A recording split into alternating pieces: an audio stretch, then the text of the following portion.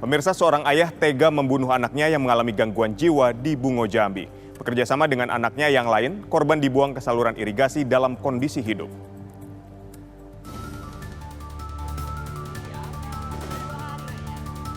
Jasad Dodi usia 35 tahun ditemukan di saluran irigasi dalam kondisi terikat tangan dan kaki di Mulia Jaya, Bungo, Jambi. Polisi lalu mendalami kasus ini dan menemukan fakta mengerikan. Korban yang sakit jiwa ternyata dibunuh oleh sang ayah KS yang bekerja sama dengan adik korban UJ dengan cara ditenggelamkan. Lalu apa alasannya?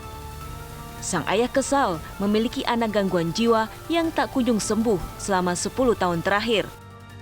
Terduga ayah korban, inisial Pus, dan juga adik korban, inisial UJ, ini terlibat dalam peristiwa meninggalnya korban atas nama Dodi di Cekjam. Kini kedua pelaku masih menjalani pemeriksaan mendalam. Dari Jambi, Bayu Alfarizi, Muhammad Daryanto, TV One mengabarkan.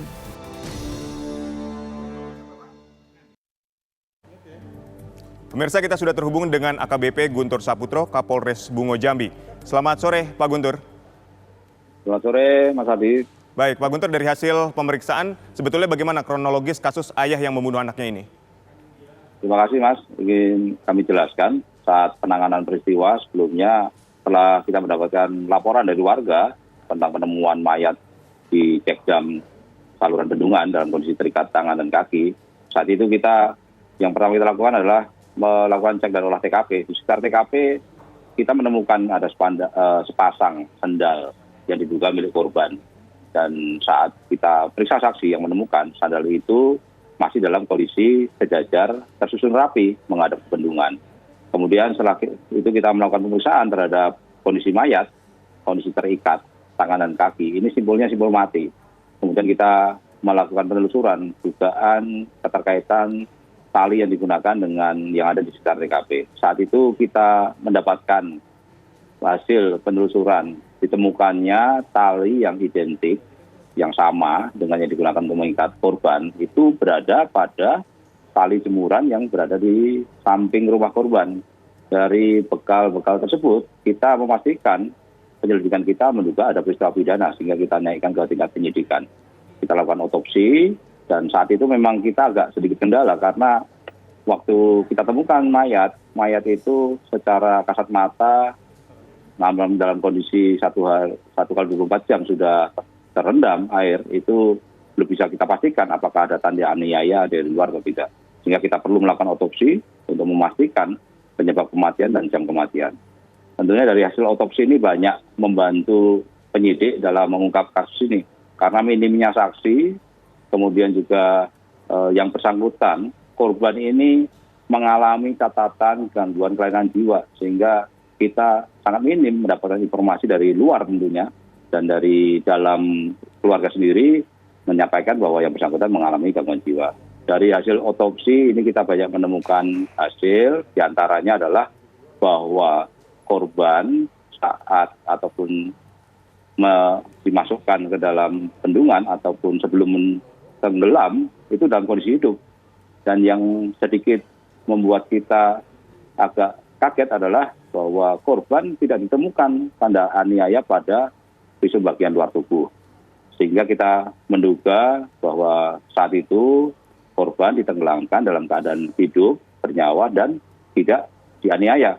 Sehingga kita agak sedikit kesulitan. Karena logikanya seseorang yang diikat tentunya akan meronta, tentunya mungkin akan menimbulkan jejak ataupun bekas ataupun tanda-tanda yang lain. Dari hasil otopsi ini kita menduga bahwa pelakunya adalah orang dekat. Sehingga kita melakukan pemeriksaan secara intens kepada pihak keluarga dari internal.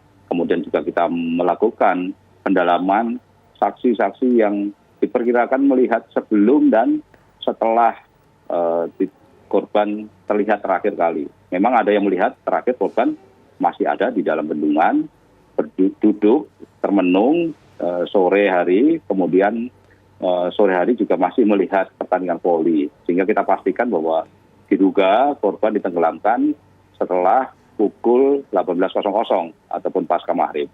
Dari hasil olah TKP dan otopsi tersebut tentunya membuat penyidik melakukan langkah-langkah scientific crime, kemudian kita melakukan pendalaman 2 kali 24 jam, kita lakukan pemeriksaan intens kepada pihak keluarga, baik ayah, adik, ibu, dan juga adik perempuannya secara terpisah, termasuk juga keluarga-keluarga yang lain. Memang dalam pemeriksaan secara intensif ini pertama belum ada pengakuan, kemudian kita lakukan perpaduan, mengkonstruksikan alibi-alibi dari orang ayahnya, dari adiknya, kemudian perjalanan waktu ke waktu, sehingga ditemukanlah beberapa kejanggalan. Dan kita berhasil mengungkap siapa pelakunya, sehingga kita bisa mengetahui motifnya.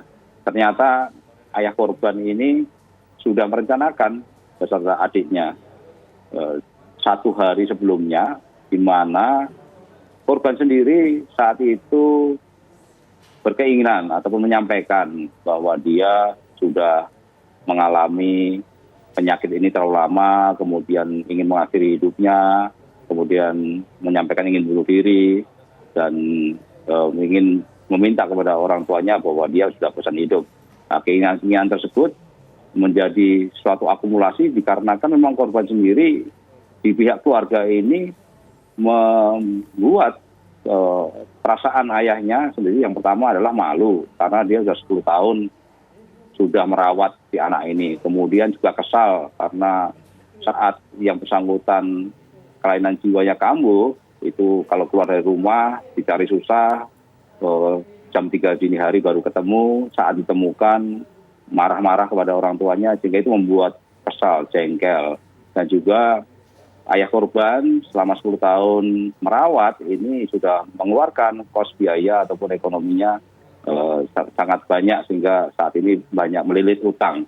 Sehingga keinginan ini kemudian diikuti oleh sang ayah dan korban sendiri menunggu di bendungan, dan saat akan diikat oleh adik korban, korban pun juga tidak melawan, diikat tangan dan kaki, setelah itu dimasukkan ke dalam bendungan. Baik. Kita tanya kepada ayah korban, kenapa tega melakukan hal tersebut. Sejenak ayah korban menyampaikan bahwa alasan-alasan tadi karena kekesalan, jengkel, kemudian ekonomi, dan juga menjadi beban keluarga.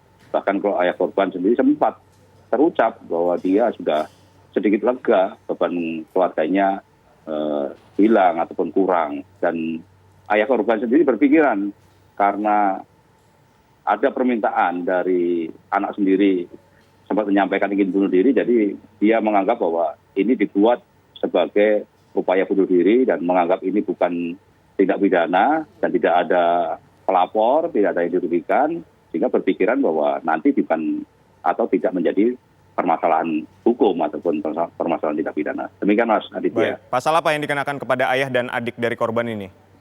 Kita menerapkan 340, Junto 338, Junto 5556, serta juga melapiskan kepada pasal kekerasan dalam rumah tangga di pasal 44 ayat 2, karena memang ini adalah hubungan keluarga.